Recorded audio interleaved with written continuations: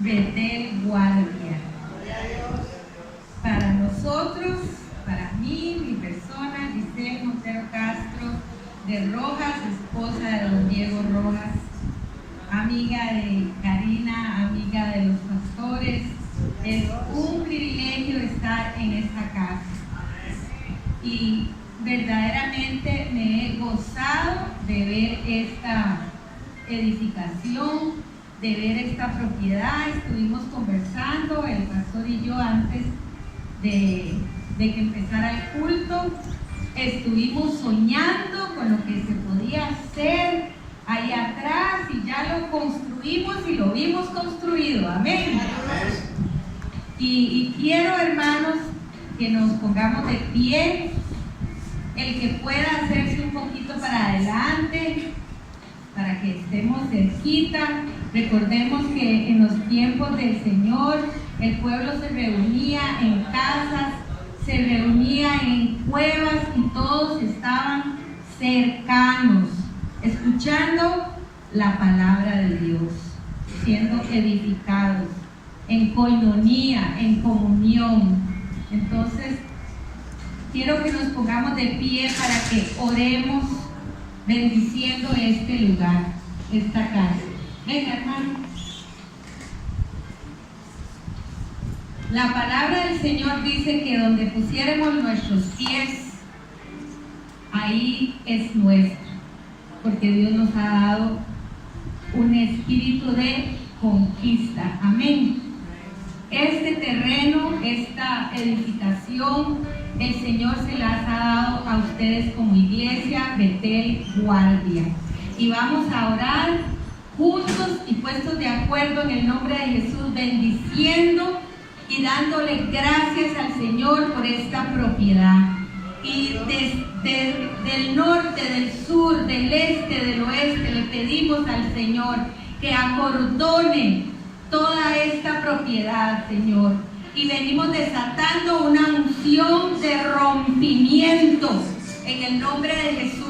Lo que hasta aquí había detenido que legalmente o que las cosas estén en el orden de Dios, porque a Dios le gusta el orden, a Dios hace las cosas bien, Dios hace todo perfecto, y ustedes como congregación van a tener esta propiedad y van a poder hacer aquí, cumplir el propósito de Dios por el cual los ha traído a cada uno de ustedes.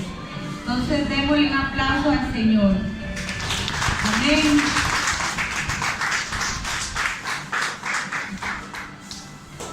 Bueno, este viento está buenísimo, ¿verdad? Porque nos da un poquito de frescura, pero también está terrible.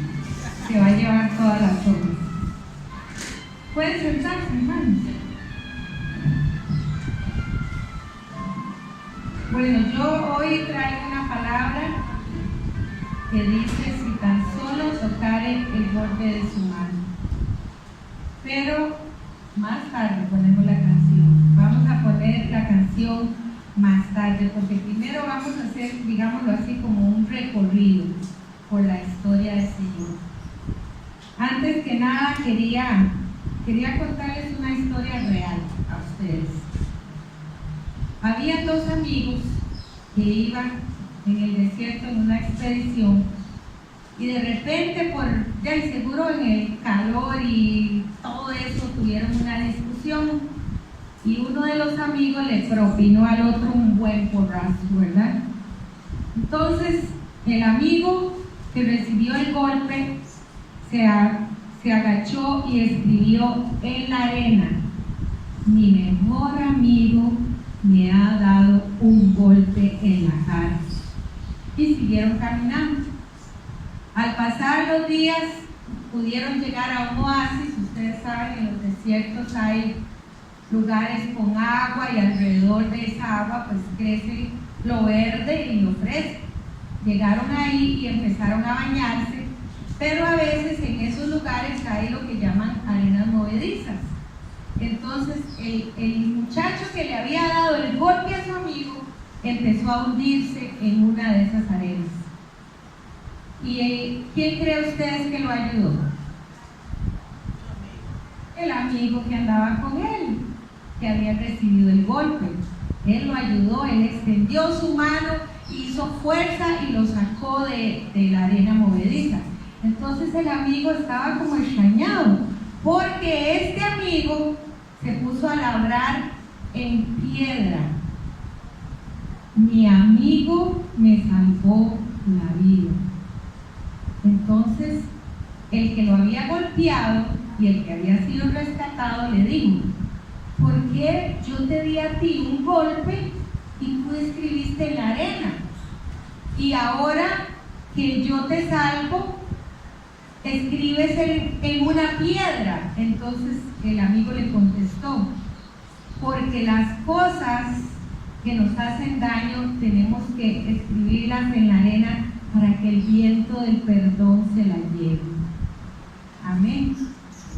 Y las cosas que recibimos con amor, con sinceridad de corazón, tenemos que escribirlas ¿a dónde? En la piedra, para recordarlas, para tenerlas presentes. Y tenemos que agradecer también a Dios por las personas que Él pone a nuestro lado, que son buenas, que nos ayudan, que nos apoyan. A ver, hermano, dele un codacito al que tiene al lado y dígale: somos de los mismos, estamos en el mismo equipo. A ver, dele un codacito así, vuélvalo a ver y dígale: somos de los mismos, estamos en el mismo equipo. Amén. Así es, estamos en el mismo equipo, somos soldados de Cristo. Juan 1:1, y no busquen las citas, hermanos, les voy a decir que yo traje impreso la enseñanza, o por lo menos el bosquejo de la enseñanza, y el que la quiera tener, porque tiene muchas citas bíblicas, no porque las vayamos a leer ahora, sino para el que lo quiera tener y leer y hacer un pequeño estudio, porque vamos a hablar de quién. ¿Quién es el invitado principal de esta reunión? A ver. Dios. Jesús, así es, y el Espíritu Santo de Dios que está aquí con nosotros. Juan 1:1 dice: en el principio era el Verbo, y el Verbo era con Dios, y el Verbo era Dios. Juan presenta a Jesucristo a través de esta palabra verbo, o en griego la palabra logos, lo presenta no como un mediador, sino como un ser personal, totalmente divino y a la vez humano. ¿Por qué? Porque el Señor vino a esta tierra y dice la palabra, al decir el verbo es la palabra. En el principio era el verbo, o sea, estaba la promesa, las profecías acerca del Señor. Y el verbo era con Dios, y el verbo era Dios, y el verbo se hizo carne, hermanos, y vino a morar en medio de nosotros. Amén. Hoy vamos a ver, o vamos a recordar, porque vamos a hacer un pequeño viaje. Vamos a recordar que Jesús es la palabra cumplida. Amén. Recordemos cuando en Isaías 9 se nos dijo: porque un niño nos es nacido, hijo nos es dado, y el principado sobre su hombro. Y se llamará su nombre, ¿cómo? Admirable, Consejero, Dios fuerte, Padre eterno, Príncipe de paz. Amén. Y vemos también en la palabra, en Lucas 4:21, cuando Jesús estuvo en medio de nosotros y estaba en la sinagoga y tomó los libros, Él ahí dio testimonio, porque lo dijo: hoy se ha cumplido esta escritura delante de vosotros. Y leyendo el rollo del libro, leyó la profecía en Isaías 61, del 1 al 3, que dice: el Espíritu del Señor está sobre mí, porque me ha ungido para dar buenas nuevas a los pobres. Me ha enviado a sanar a los quebrantados de corazón, a pregonar libertad a los cautivos, vista a los ciegos, a poner en libertad a los oprimidos, a predicar el año agradable del Señor. Y él dio testimonio ahí en ese momento de que él era el Cristo anunciado, aunque aún la gente no entendía. A veces nosotros tenemos delante de nosotros al Señor y no lo vemos. A veces el Señor nos habla y no le escuchamos, porque sí le escuchamos, hermanos. Que una cosa es oír, usted puede oír muchos ruidos, y otra cosa es escuchar. Escuchar es poner atención, es escuchar con entendimiento lo que me está siendo dado, lo que se me está diciendo, lo que me está siendo revelado. Y entonces cuando yo escucho con entendimiento, puedo dar el siguiente paso, que es mi accionar. Amén. Vamos a caminar un poquito juntos por la historia, primero antes de llegar a esa parte donde esta mujer tuvo una fe tan grande que tocó el manto del Señor y recibió un milagro. ¿Quién de ustedes aquí tiene años de esperar por algo, hermanos? Quiero ver las manos levantadas. ¿Quién de ustedes tiene años de orar por un esposo, por un hijo, por una hija, por una casa, por un trabajo diferente, por cualquier cosa que nos aflige, por sanidad? Bueno, hoy vamos a recibir un toque especial del Señor, pero primero vamos a conocerlo, amén. Vamos a verlo, vamos a acompañarlo en su historia. Primero, ¿qué fue lo primero? Bueno, la anunciación, ¿verdad? Todos sabemos la historia, el nacimiento de nuestro Señor Jesucristo, el bautismo del Señor, cuando Juan el Bautista en aquel río lo bautizó y los cielos se abrieron y el Padre dio testimonio de que era su Hijo y dijo: este es mi Hijo amado en quien tengo complacencia. Y dice la palabra que el Espíritu de Dios se manifestó como una paloma. Por eso es que muchas personas cuando hablan del Espíritu Santo lo dibujan como una paloma. No es que sea una paloma, sino que en ese momento Él se manifestó para que fuera visible que el Espíritu Santo de Dios había venido a acompañar a Jesús en lo que tenía que hacer. Nuestro Señor inicia su ministerio, escoge a sus apóstoles y podemos ver en las Escrituras montones de milagros. Amén. Recordemos algunos. Sanó de fiebre a la suegra de Pedro en su casa en Cafarnaúm. La tomó de la mano y la sanó, ¿verdad? Sanó a un leproso galileo mediante la palabra y el contacto de su mano. Sanó a un paralítico que le fue presentado en una camilla. Que esto fue una gran obra de fe también, porque sus amigos le llevaron, porque habían oído de aquel Jesús que andaba por todos lados haciendo milagros, maravillas y prodigios, y querían que su amigo recibiera un milagro. Y no se anduvieron por las ramas, llegaron y estaba aquella gran multitud de gente. Y ellos dijeron: ¿cómo que no va a ver a nuestro amigo? Hicieron un poco lo mismo del amigo de la historia que contamos al principio. ¿Y qué hicieron? Abrieron un hueco en el techo y metieron a su amigo para que estuviera ahí delante del Señor. Y el Señor lo sanó. Y no solo lo sanó, le dijo: tus pecados te son perdonados. Porque a veces no entendemos la magnitud actitud de que nuestros pecados sean perdonados, de que el Señor haya ocupado nuestro lugar como hombres y mujeres pecadores que pecamos siempre, todos los días, y que necesitamos de la gracia de Dios.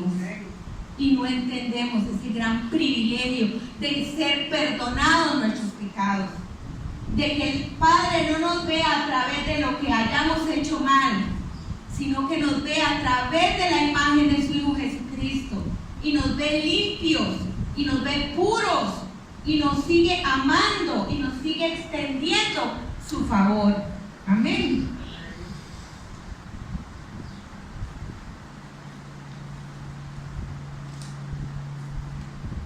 Bueno, el Señor sanó a montones de gente. Sanó a un hombre con la mano seca, sanó a un sordomudo, sanó al ciego de Betsaida cuando le puso saliva en los ojos y le impuso las manos.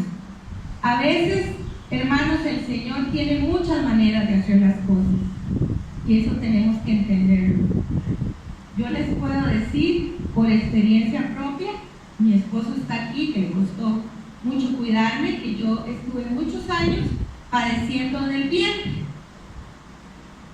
y yo le oraba al Señor, hermanos, yo ayunaba y le clamaba al Señor por un milagro creativo, y yo le decía: Señor, dame una matriz nueva, sáname, tú puedes. Y seguía yo, ¿verdad?, padeciendo con tantos problemas, y me vi en una precaria estado de salud, que ya lo último casi ni caminaba ni me podía sentar, porque donde yo me sentaba y presionaba ahí adentro, bueno, y al final, ¿qué hicieron? Algo que yo no quería, pero el Señor hizo que me operaran y me sacaron la matriz.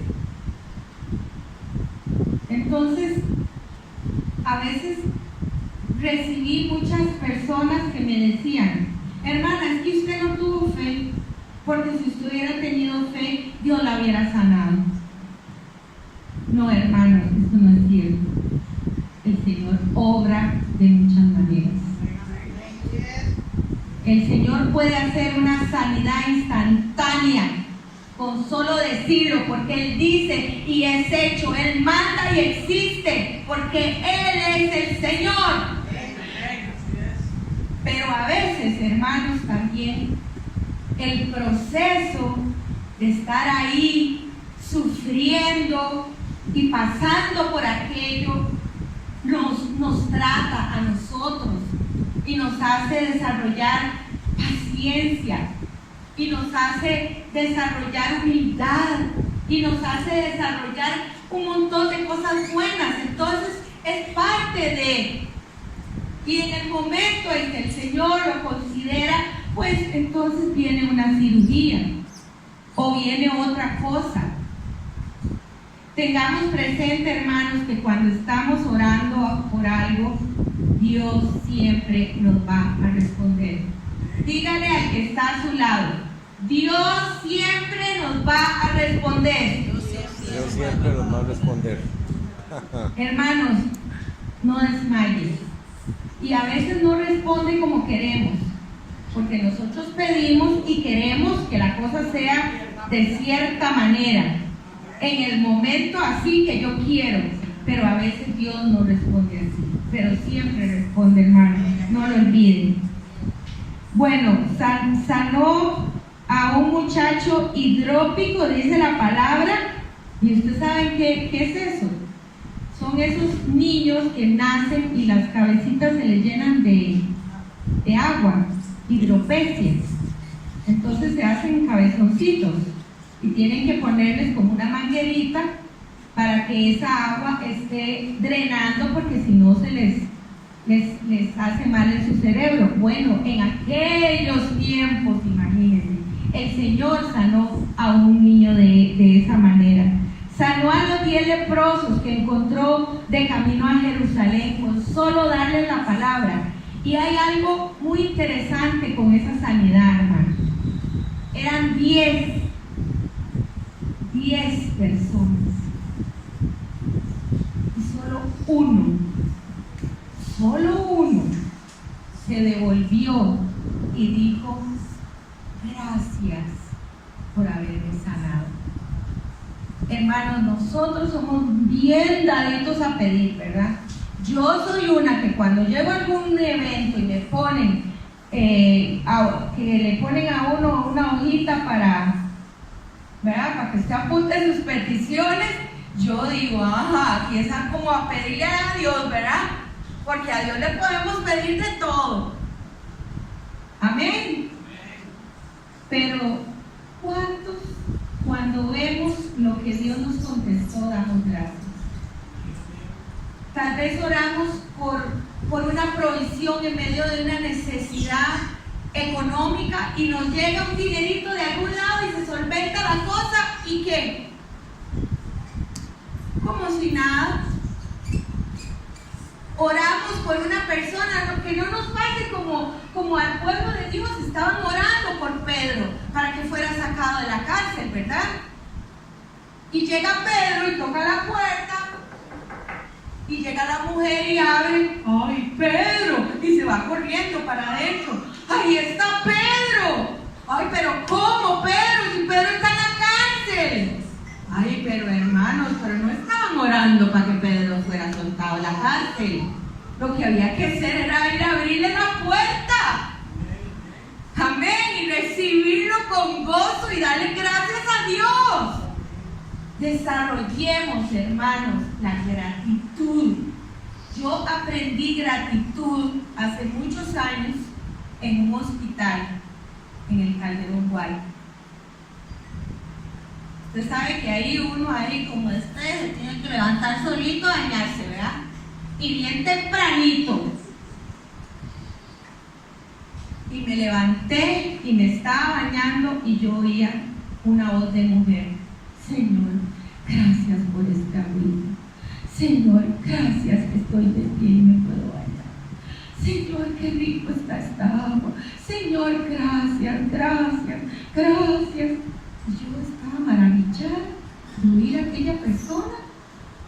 Vean, hermanos, más maravillada quedé cuando salí, porque yo en ese entonces estaba más joven y era una viejita, una adulta mayor, sin exagerarles, como de este tamañito, flaquita, bien morenita, pero con una sonrisa, con una paz que se le reflejaba en su rostro. Y cuando yo la vi, yo quedé impactada. Y desde ahí, desde ese momento, gloria a Dios, aprendí a darle gracias a Dios. Hermanos, y no necesitamos de protocolo, digámoslo así, para darle gracias a Dios. Usted va para su trabajo en la mañana, los que trabajan fuera del hogar, como vayan en bicicleta, en autobús, en automóvil, y dígale: gracias, Señor, aquí voy para mi trabajo, gracias, gracias porque tengo un trabajo, gracias porque estoy con salud, gracias porque me pude levantar. Hermanos, ¿cuánta gente sale de su casa en las mañanas y no regresan? Mueren en un accidente. Cuando vuelva a su casa, dé gracias. Hermanas, cuando el esposo vuelva a trabajar, dé gracias. Espero que den gracias, porque son muy buenos, muy buenitos esposos, ¿ah? Y digan: ay, gracias, Señor, que me trajiste a mi esposito nuevamente a la casa, ¿verdad? Amén. Bueno, demos gracias, hermanos. Es una buena costumbre y el Señor lo merece. Bueno, el Señor hizo también resurrecciones, recordemos. Resucitó a una niña de 12 años, la hija de Jairo. Jesús afirmó que la niña no estaba muerta, sino solamente que dormía. Ajá. Gracias, mi hermana. Muchas gracias. Ahora sí, se me va a hacer un sancocho aquí. Sí, bueno, voy a ordenar. Ve lo que les dije, que este viento estaba terrible. Resucitó también Jesús al hijo de la viuda de Naín. Ahí vemos el corazón compasivo del Señor. Porque esa viuda no era nada de él, ese muchacho no era nada de él. Pero ¿qué movió el corazón del Señor? Que él, que lo sabe todo y lo conoce todo, sabía que era su único hijo. Sabía que era el gozo de esa madre y que tal vez era el sustento de esa madre. Y el Señor se movió a compasión y lo resucitó y se lo devolvió a su madre. Qué lindo, ¿verdad, hermanos? Y bueno, su milagro maravilloso de resucitar a Lázaro en Betania, ¿verdad? Su amigo, que también lloró el Señor. El Señor lloró cuando llegó. ¿Por qué? Porque era su amigo. Y el Señor era el Verbo hecho carne, pero vivió en la carne. Por eso Él conoce nuestros sentimientos, conoce nuestros pensamientos, conoce cómo trabaja nuestro cuerpo, todo nuestro ser. No tenemos que ir a decirle y a explicarle, mire Dios, es que como usted sabe, yo opero de esta manera y siento de esta otra. No, Él sabe. Además de todo, Él nos hizo. Somos la obra de sus manos. Y su espíritu sopló vida para nosotros. Entonces Él nos conoce. La palabra de Dios dice: mi embrión vieron tus ojos. Y estaban ahí viendo que todo fuera formado, sin faltar nada. ¿Sabe qué me dice a mí en lo personal esa palabra, hermano? Que de usted, de cada uno de ustedes y de mí, hay un diseño único. Y como cualquier otro creador de cosas maravillosas, ahí está el manual de cada uno. Y hermanos, cuando algo no esté trabajando bien en nuestro cuerpo, en nuestra alma, en nuestro espíritu, podemos ir donde nuestro creador y decir: Padre, que todas las cosas vuelvan a ser como en el principio. Que vuelvan al orden de Dios, como Dios las creó. Porque Él nos creó, Él nos hizo, Él sabe cómo somos, Él sabe cómo sentimos. La palabra de Dios dice que Él conoce nuestra condición y sabe que somos polvo, que somos un suspiro. Hoy estamos y mañana no estamos. Y por eso el hombre no debe ensoberbecerse, enorgullecerse y creer: yo estoy aquí todopoderoso y nunca me va a pasar nada. Por eso es que tenemos que tener un corazón humilde delante de nuestro Señor. Amén. Bueno, el Señor hizo prodigios naturales también. Ordenó a la tempestad que se calmara, ¿verdad? Y le dijo al mar que enmudeciera, ¿verdad? Y ahí podemos seguir viendo, caminando en la historia del Señor, todas las cosas que Él hizo, cómo vino su crucifixión y muerte, cómo fue el crucificado en la cruz, que si no hubiera sido eso, hoy no estaríamos en esta condición, porque fue a través de esa crucifixión y de esa muerte y de ese derramamiento de sangre que hoy nosotros somos libres. Amén. Él resucitó Él se apareció a sus apóstoles. Amén. Y Él ascendió a los cielos. Y la palabra de Dios dice en Marcos 16, 19: y el Señor, después que les habló, fue recibido ¿a dónde?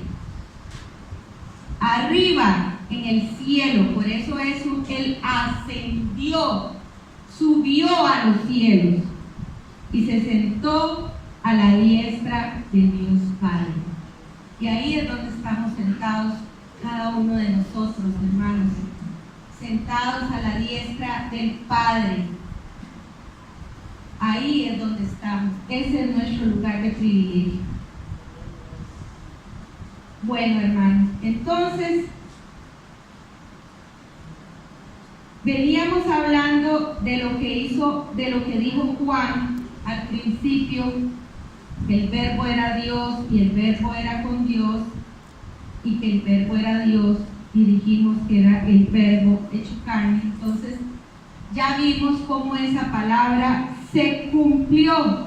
Lo que Juan quería era mostrarnos a Jesús para que creyéramos que Él es Jesús, el Cristo, el Hijo de Dios, y para que creyendo nosotros tengamos vida eterna en Él. Y hermanos, cuando el Señor en medio de su crucifixión dijo, consumado es, ahí eso es, digamos legalmente, eso es como un sello. Consumado es. Lo que vine a hacer a esta tierra, lo hice y lo cumplí a cabalidad. Eso es lo que dice. Consumado es. Es un sello. Es un decreto legal que Él vino a hacer lo que el Padre se propuso que Él hiciera. Lo cumplió a cabalidad. Amén. Hermanos, ese es Jesús. Ese es Jesús nuestro Señor. El Salmo 107:20 dice, envió su palabra y los sanó y los libró de toda ruina. Envió su palabra. ¿Quién? El Padre. ¿Cuál palabra? El verbo, que era Dios, que era hecho carne. Por eso la palabra de Dios tiene poder, porque Jesús vino a cumplir la palabra.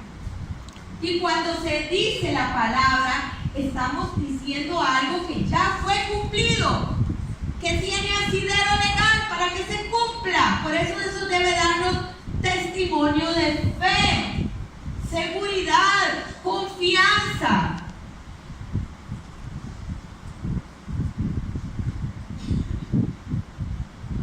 Ahora vamos a ir a la historia de esta mujer. La vamos a leer. ¿Está bien, hermanos? Está en Lucas 8, 40, 48, y la hermanita que se vaya listando para que me ponga la cancioncita. Dice, cuando volvió Jesús, le recibió la multitud con gozo porque todos le esperaban. Hermanos, ¿estamos esperando al Señor? Así es. Le estamos esperando verdaderamente. No solamente en su segunda venida, sino hay un pasaje en Isaías que dice que a veces estamos orando por algo al Señor y cuando el Señor llega, ya no estamos ahí. Ya nos fuimos.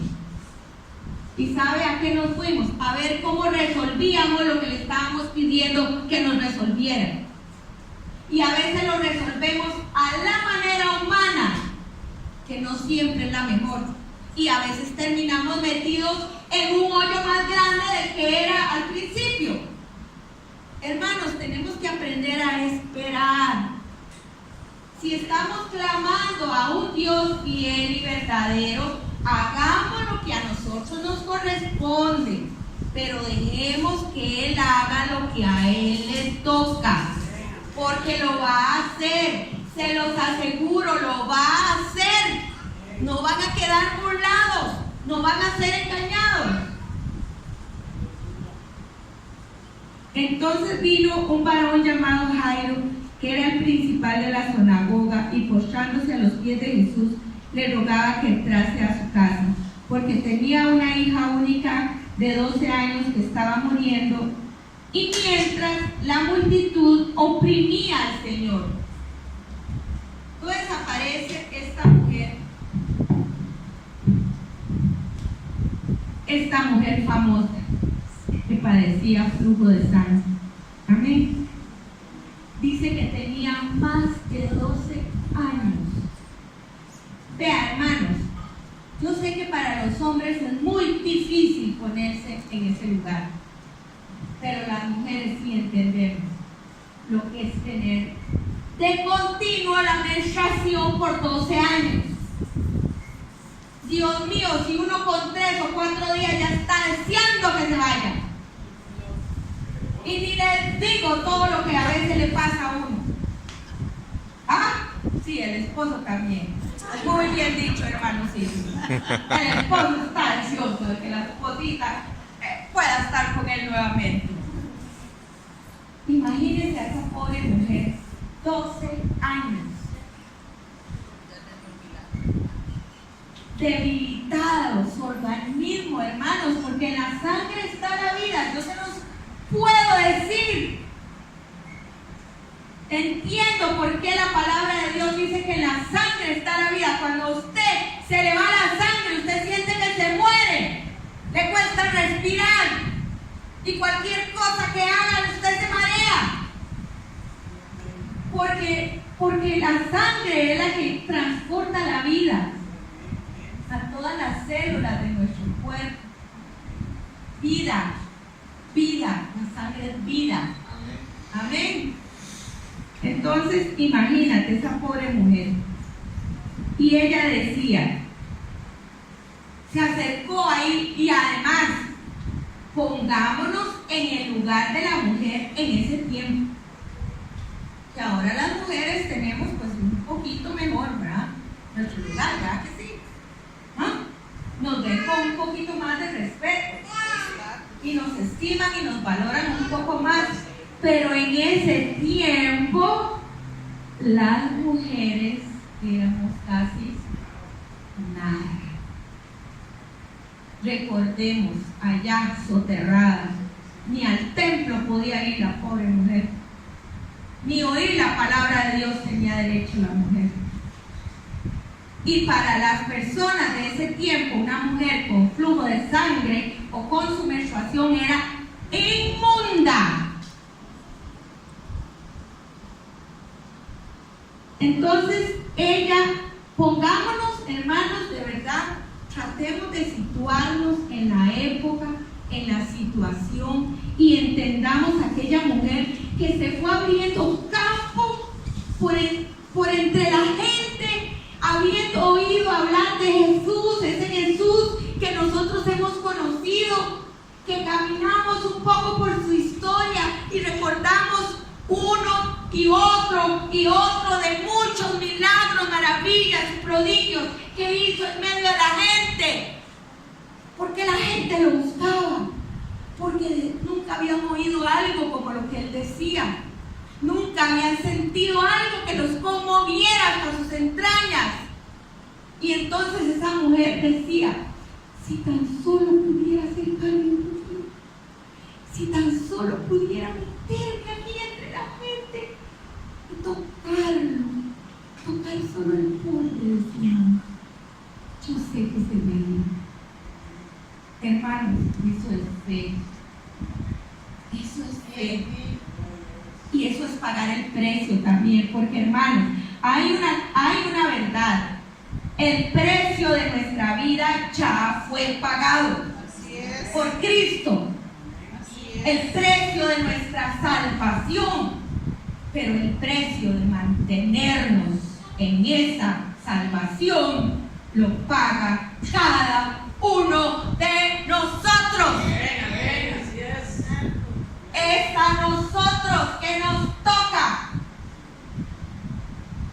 Ya él hizo lo que tenía que hacer.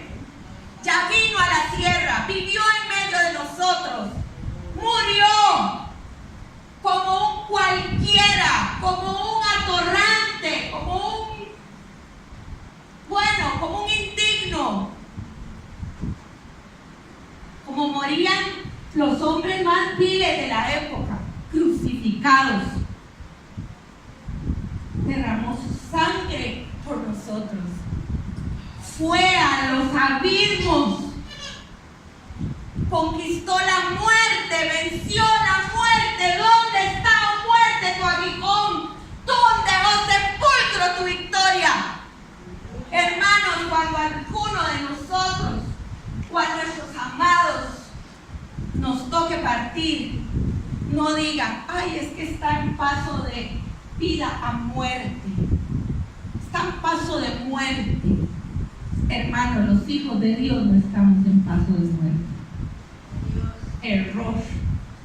Y eso lo aprendí un día de estos, que acaba de morir una tía mía, y el Señor me lo dijo. Porque yo dije, ya está en trance de muerte, y el Espíritu vino y me dijo, no, no es trance de vida a muerte, es trance de vida a vida eterna.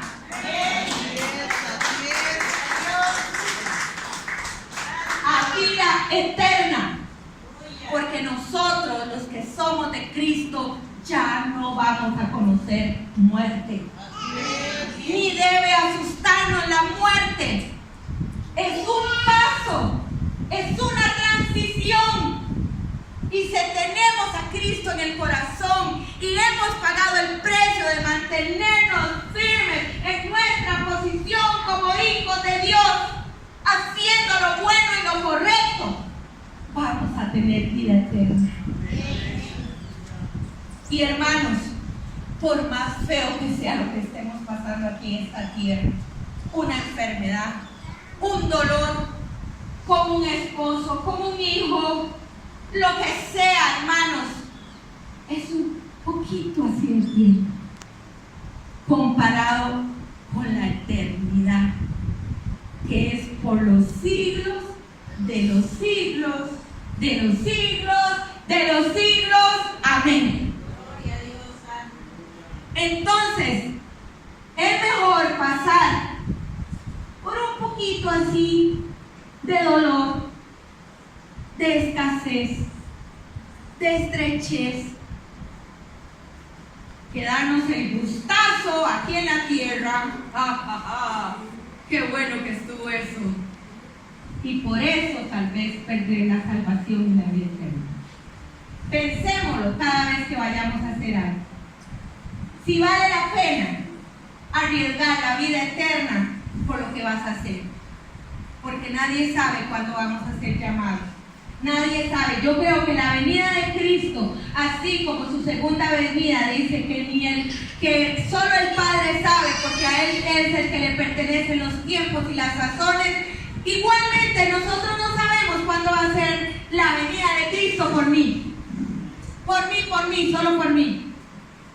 Y yo tengo que estar todos los días preparada. Y en el Señor no hay pecaditos y pecadores. Igual peca el que tiene inmoralidad sexual, el homosexual, el adúltero, el fornicario, como el que miente, como el que levanta falso testimonio, como el chismoso que anda regando veneno por el simple hecho de hablar mal de alguien. Hermanos, pecado